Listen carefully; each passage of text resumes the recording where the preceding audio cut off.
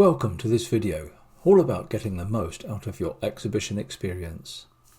This is the fourth of 5 videos, and this one is all about being at the exhibition itself. Exhibitions are neutral ground, not home territory for either exhibitor or visitor. The rules are therefore different. Visitors approach in a different frame of mind to normal buying and selling situations. They've invested time and maybe money to be at the show. It's in their interest to find out as much as possible. 78% of visitors attend a show because they want to discover new things. They may be new to the scene and are often more willing to talk about new ideas. At an exhibition, you will be one of just many exhibitors for visitors to see. So let's look at some of the exhibition techniques to help you stand out from the crowd. Many exhibitors adopt a passive approach. They wait until a visitor comes onto their stand and they say, "Can I help you?" After a few hours of rejections, the question might change to, "Can I help you, or were you just looking?" Now this will receive some results from really interested visitors, and some exhibitors might be happy with this method, but it's probably not going to win you many prizes for successful engagement. Then there are the leaflet givers. Positioning your staff at the edge of the stand, handing out leaflets to everyone who gets in range. Some might stop for a chat, but most will just stuff the leaflet into a carrier bag and move on.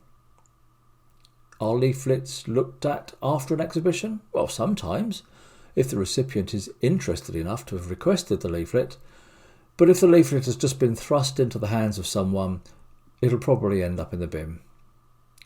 Let's consider some better approaches. The free prize draw.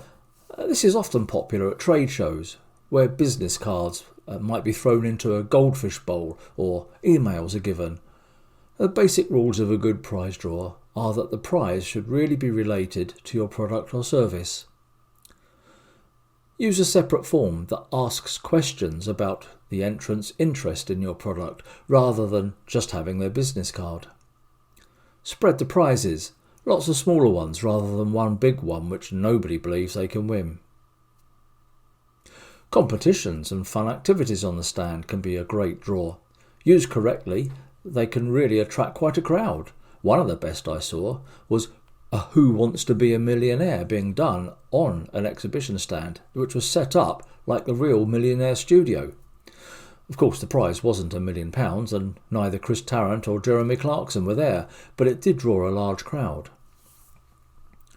Christians in Sport had a table football game on their stand at CRE some years ago, just when it was a couple of weeks before the World Cup, and there was a tournament for exhibitors and a daily one for visitors. Another exhibitor had a buzzwire challenge and invited passers-by to beat the buzzer for a small prize. Another one had a continual game of chess on the go, and as people passed by they were invited to make the next move. If it's possible to have a fun activity related to what you are offering, so much the better. A busy stand attracts more people, but you must have the resources to be able to deal with the numbers adequately. You don't want a queue of people for a challenge to the detriment of those serious inquirers. Demonstrations and stand activities. 87% of visitors see demonstrations as the major advantage that an exhibition has over other forms of marketing. Long time ago, in the early 90s, just as home computing began taking hold, I was working for Lion and I was demonstrating a new software package, the Lion PC Bible Handbook. I was demonstrating all day, every day at CRE. Once people saw it demonstrated, it gave them the confidence in the product and the sales flowed. Visitor participation in a demonstration is also vital. At CRE, we had an archery activities provider who had an actual archery tryout on their stand. Some exhibitors give lectures on their stands. Walk Through the Bible, for example, like to have a seated area for visitors to see their 5 to 10 minute demonstration of their resource through the show. So how do we engage with visitors at an exhibition? Well, you're not in a retail environment. You don't need to start off your engagement with, "Can I help you?" If you make it awkward, it will be awkward. Think of ways to start a conversation that are natural to you. "May I ask why you've come to the exhibition today?" Or, "Where have you come from? How was your journey this morning?" Many visitors will get lost in an exhibition hall, so keep your eyes open, and helping someone find the feature, stand or facility they're looking for is a great way to start a conversation. A simple questionnaire can also be a good conversation starter. It's not like the high street canvassers who you go out of your way to avoid. Visitors have a different mindset at an exhibition and are often more open to being approached. A questionnaire, well, it gives staff something to do and something to hold in their hands. It provides a professional way to approach a visitor and open a conversation, and it stops your staff from becoming and looking bored and therefore unapproachable. Do it on the stand, not in the aisles. People hate being stopped in the aisles, so it must be coupled with a well-designed stand that attracts people onto it. And simply say, "Good morning. Would you have a moment to help with our questionnaire?" Many people will respond yes, because it makes a change from having a flyer thrust into their face. The questionnaire can help you start a conversation and find out a little bit more about the person in front of you. Here's an example of a very simple questionnaire. It's good to get staff to come up with their own questions, put into their own words, then it sounds less like a script. But the aim is to sort out the potential customer or supporter from those who aren't really interested. This should then lead on to getting their name and address, and it's always good to have a contact sheet prepared for this. Now, it's no secret, everyone loves a freebie. One surefire way to get visitors onto your stands at an event is to give away free stuff.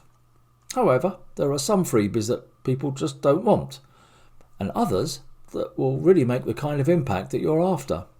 And you may have to spend a bit if you want to have the best giveaways, but you can also get creative on a budget.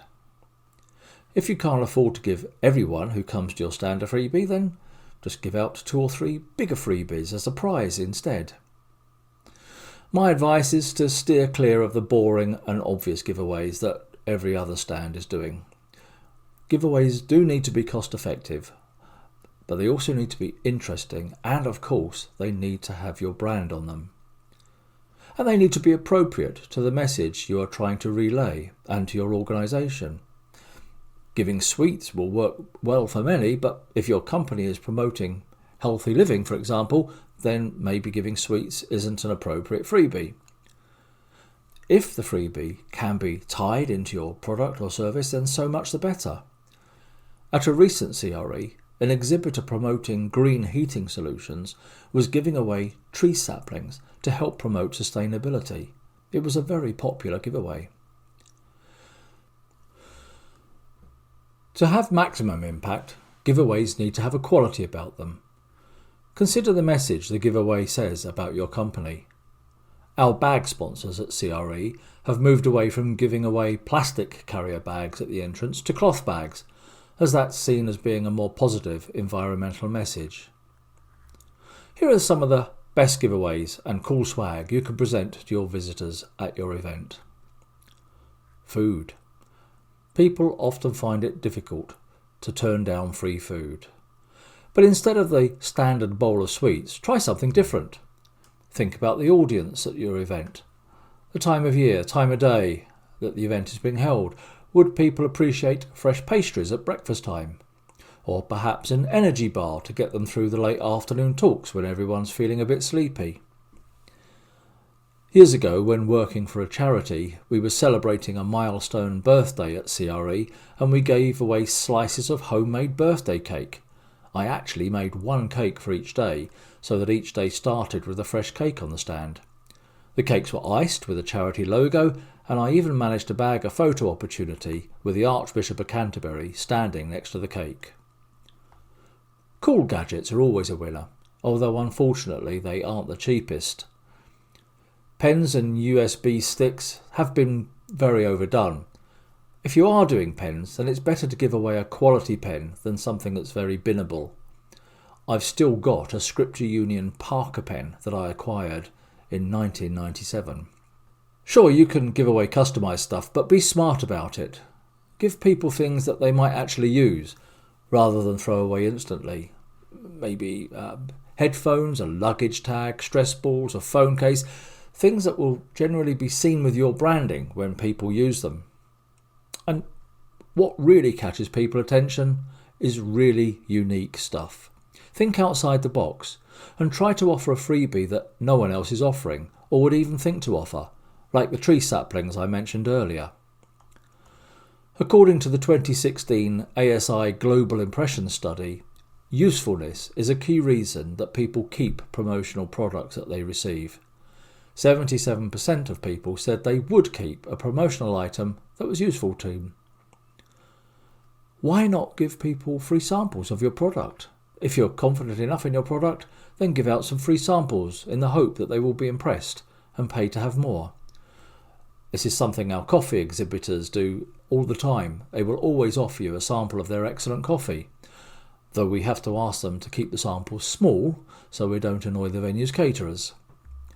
Or if you offer a service, consider giving people a month of that service for free. The possibilities for visitor attraction and engagement at events are almost endless, so be creative. Visitors get inundated with leaflets and brochures. If you're going to give away leaflets, they need to be something different to stand out from the crowd so that they stand a chance of being read. The somewhat cynical view is that the major benefit of a leaflet at an exhibition is to give it to someone to get them off your stand. When designing leaflets, consider the following. It should have a call to action. Some leaflets are weak when it comes to converting interest into business. You need to give a very strong reason why the potential customer should contact you again after the show. Discount offers or apply now for further information and receive a free gift are just some ways. Most leaflets are a standard size, maybe A4 or A5, which is good for direct mailing. But at an exhibition, the leaflets are usually given by hand or taken from a rack, so try something different to make your leaflet stand out from the crowd. Needs to be written to grab attention. Short, simple, long-winded, boring leaflets will be quickly discarded. Leave the technical data to a later stage, either to a full brochure, which is not freely given out, or the website page. And make sure the leaflet is self-explanatory. If someone has to work hard to understand the message, they probably won't bother. And leaflets cost money. Make sure they are treated with respect by your staff. Piles of leaflets left around on the stand or stuffed into dispensers projects the message that they have little value. It's always better to give the impression that the leaflets are in short supply, so taking or being given one is a real privilege. Let's look at staffing your stand. Your most knowledgeable staff will be your best ambassadors and should be used in the front line.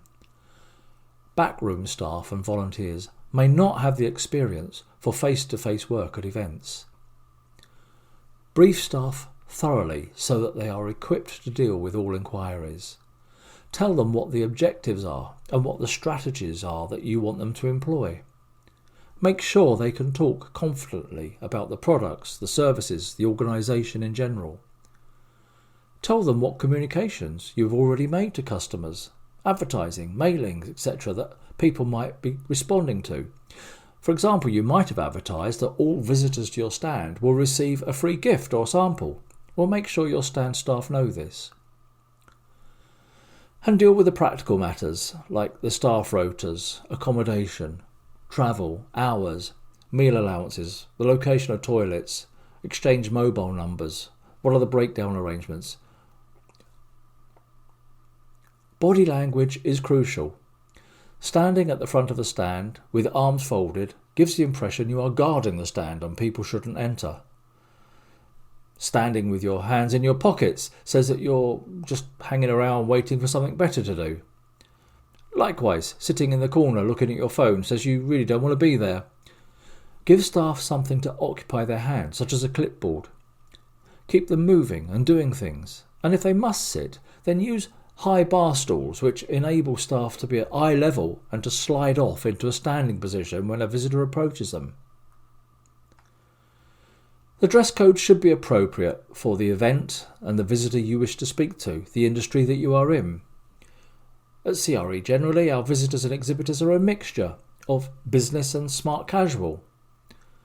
A company branded polo shirt is often a good way to keep staff on brand, not only when they are on the stand, but also as they walk around the show or sit in the cafe. Although at CRE you are aiming to engage with the clergy, a full vestment might be a little bit over the top though, unless you're on Juliet Hemingway stand, of course. Comfortable shoes, however, are vital. Fluffy slippers don't always convey the right image. Smartphones, designed to kill any face-to-face opportunity, incredibly antisocial. Ask staff to stay off their phones, put them on silent, ask them to leave the stand if they need to make a call. A few years ago at CRE, we saw a very large, prominent stand with great graphics that had been well thought through and probably cost a few bob.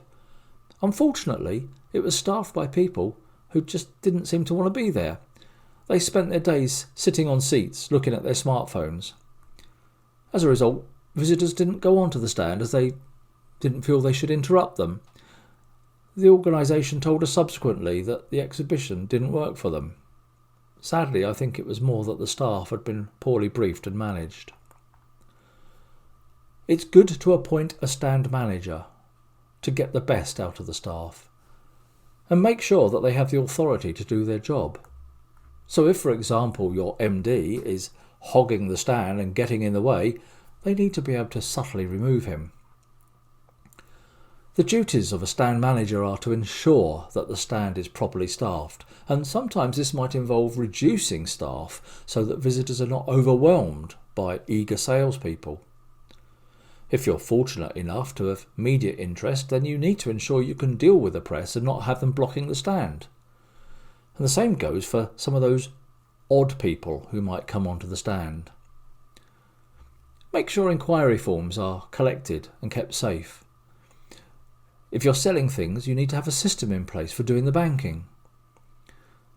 Make sure you've got enough stock and can replenish it. Make sure that staff bags and coats are not left visible on the stand. Even the best organisations will have the occasional complainer.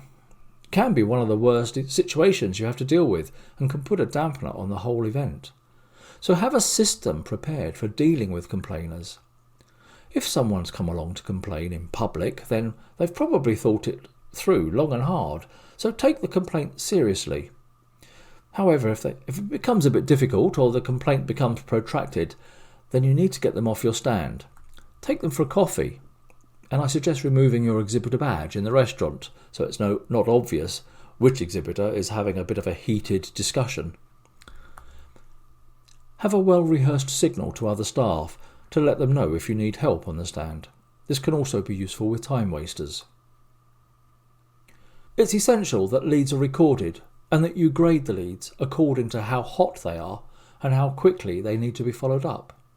For example, you might put a letter code in the corner of each inquiry after the visitor has left the stand, and make sure those leads are collected up promptly, not left around to get lost or seen by other visitors, or worse still, stolen by a competitor. Have daily briefings for staff at the start and the end of the day. Make sure staff arrive early. The exhibition cafe is usually open before the show starts and offers bacon rolls and coffee. This will usually entice staff to come early. Exhibitions are hard work. Drink plenty of water and allow for rest periods. It's better if you are not eating and drinking on the stand, so rota your staff to give them plenty of breaks. Avoid late night partying beforehand, and don't forget, comfortable shoes are essential. Finally, on the subject of staffing, people buy people. Staff need to be acceptable as possible to visitors, so avoid lingering odours, smoke, alcohol, vindaloo, overpowering perfume, and have a good supply of mints. Let's just finish with a light-hearted cartoon outlining some of the do's and don'ts of an exhibition stand. I came across this illustration many years ago, but it's still as relevant today. Let's zoom into it to look at what's going on here. So do have good lighting on your stand. Either bring your own or order some from our official electricians. Without lighting, your display will look like a dark cave and put people off. Have a rota so staff can take regular breaks to get something to eat and to look around the exhibition themselves. Don't be eating on the stand. It's messy and unhygienic. We often get exhibitors asking for stands that are next to other exhibitors that they know of old. And it's great, exhibitors will get to know each other over a few days at an event. But don't be so distracted by your neighbour that you miss the chance to engage with visitors. It's also great to meet old friends amongst visitors, but it's best to save such reunions for lunch breaks when you are away from the stand. We covered this earlier, but keep leaflets to a minimum on the stand and keep the restock supply well hidden. Exhibitions and children don't generally mix. While there may be some among the visitors, it's best if your own children are left in the care of someone else. Keep the stand simple and uncluttered. Not all decor is suitable. Avoid adding things that really aren't essential and may distract from the message. And don't swamp people with images and information. Some exhibitors recruit volunteers to staff their exhibitions. Others take backroom staff along, but you really should have your best staff on the stand. Those who really know the company, product or service and are used to engagement with the public. They should be properly briefed and managed at the event and should see the opportunity to engage with visitors as their most important role while there. Audiovisuals have come a long way and are a good thing to have on the stand, but keep them short and succinct and ensure that they can still do the job if the volume has been turned down. Above all, don't forget that an exhibition stand is a reflection of your organisation. It's like your website or your best brochure. Make sure that the stand and the staff do you proud. Finally, as we believe an exhibition is all about face-to-face engagement, I'm going to leave you with our brief Nothing Beats campaign video. Thank you.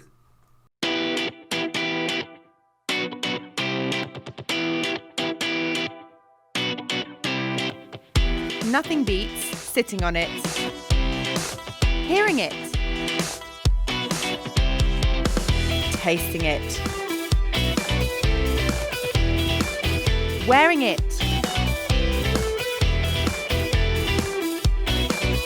handling it, trying it, comparing it. The copier produces 1,000 copies for £4. The Riso digital printer produces 1,000 copies for £1.20 at 140 pages per minute. Discussing it. The interesting thing about this centre is it's a very difficult breed on a very small site. Buying it. Recommending it. I definitely recommend it. It's always good to have resources, and this is very resourceful, so it's a great place to be. Nothing beats being here. Buy your tickets online now. creonline.co.uk/tickets.